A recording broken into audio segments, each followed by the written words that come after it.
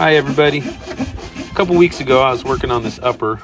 Part of the face frame overhung the side, so I was trying to get that trimmed off because it's not going to be against the wall anymore. My flush trim router bit wasn't long enough to trim the 3/4 inch ply, and so I resorted to trying to use my handsaw, and I had really marred up the side. It's about this point that I really started to realize I was really messing it up.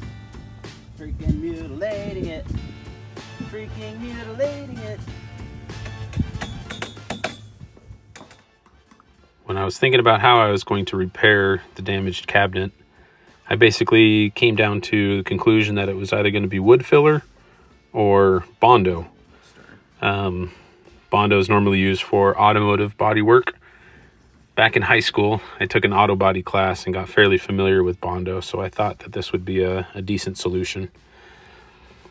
So I mixed up a couple batches. I think all in all, I did 3 batches of Bondo. On this first one, I tried to be a little more careful and clean with it. Tried to make it real smooth and flat.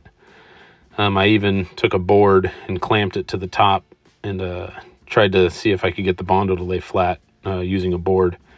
Ultimately, in the end, I decided that it wasn't really necessary.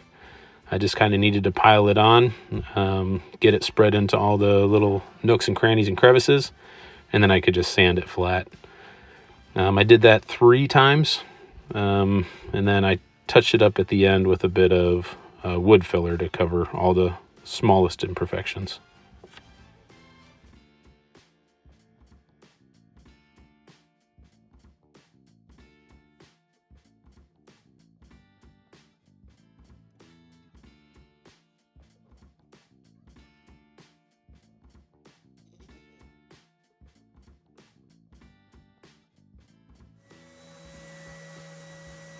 In between each of the Bondo applications, I would use my random orbital sander with 120 grit sandpaper to flatten the area.